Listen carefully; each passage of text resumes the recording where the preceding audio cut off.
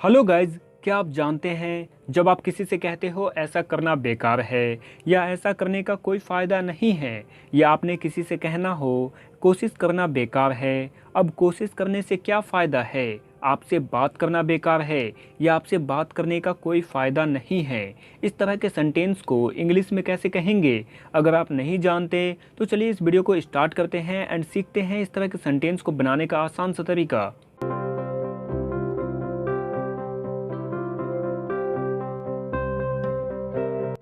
सबसे पहले मैं आपको बता दूं, इस तरह के सेंटेंस को बनाने के लिए it's no use plus verb की फर्स्ट फॉर्म के साथ आईएनजी लगाते हैं। तो आपने इस बात को अच्छे से याद रखना है।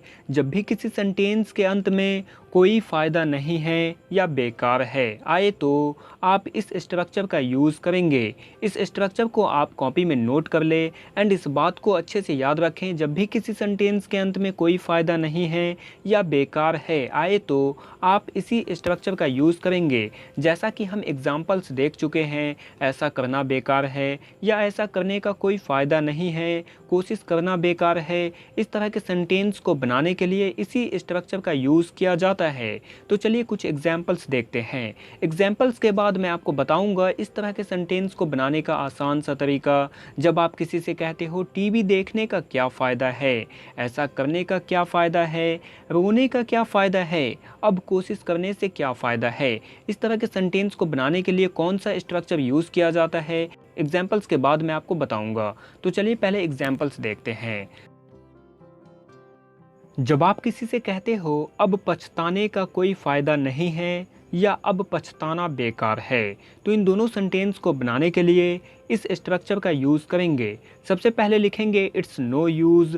पछताना को इंग्लिश में कहते हैं रिपेंट और हमें आईएनजी लगा कर लिखना है, इसलिए लिखेंगे it's no use repenting now. It's no use repenting now, अब पछताना बेकार है। अगला सेंटेंस, जब आप किसी से कहते हो शिकायत करना बेकार है या शिकायत करने का कोई फ़ायदा नहीं है, तो आप कहेंगे इट्स नो यूज़ कंप्लेनिंग।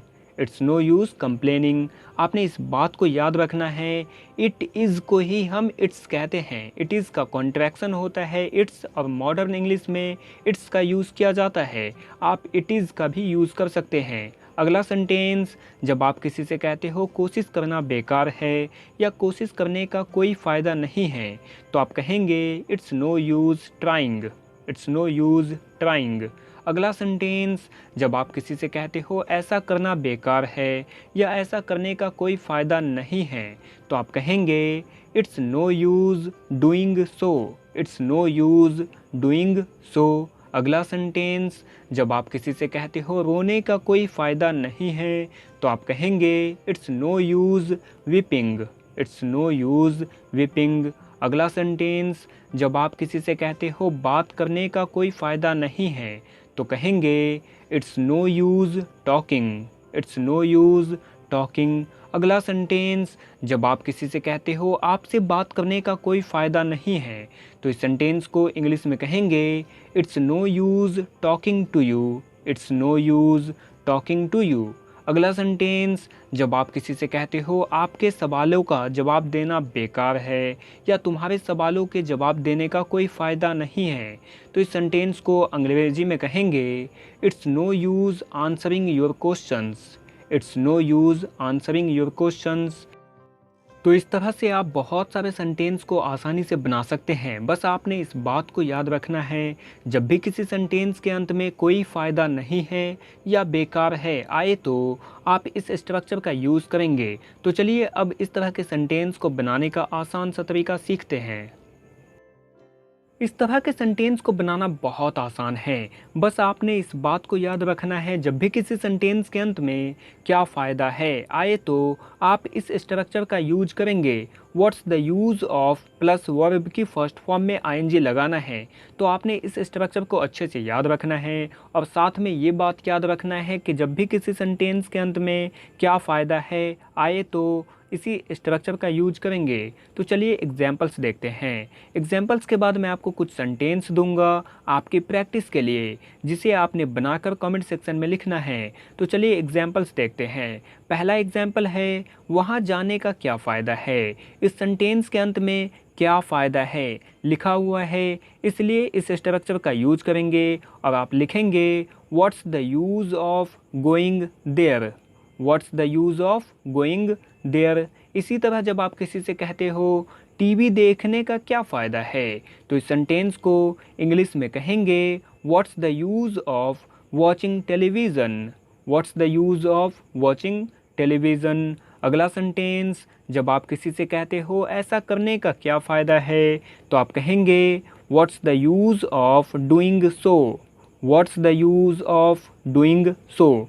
तो आप देख सकते हैं जब भी किसी सेंटेंस के अंत में क्या फ़ायदा है आता है तो हम इस स्ट्रक्चर का यूज़ करते हैं। इसी तरह जब आप किसी से कहते हो शिकायत करने से क्या फ़ायदा है, अक्सर ऐसा होता है जब हम किसी से कहते हैं शिकायत करने से क्या फ़ायदा है, तो इस सेंटेंस को इंग्लिश में कहेंगे what's the use of complaining, what's the use of complaining.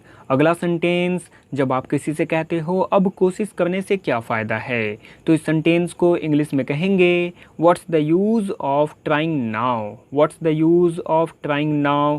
तो इस तरह से आप बहुत सारे सेंटेंस को आसानी से बना सकते हैं।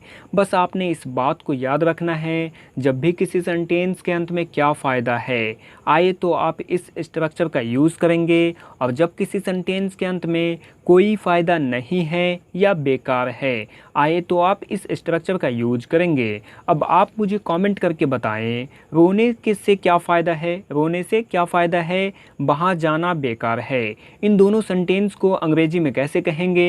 एंड प्लीज़ इस वीडियो को लाइक करें, प्लीज़ लाइक करें, आपका लाइक मुझे बहुत मोटिवेट करता है।